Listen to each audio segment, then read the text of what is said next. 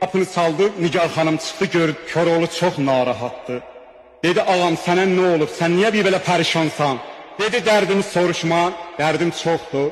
O sazı ver mənə. Dedi, bir xişmlə gəldi, geçdi. Nigar xanım dedi, kim? Ağam kim? Paşam kim? Bir xişmlə gəldi, geçdi, bəh, bəh, bəh, bəh. Güzel ol Mustafa Bey, hey hey hey hey.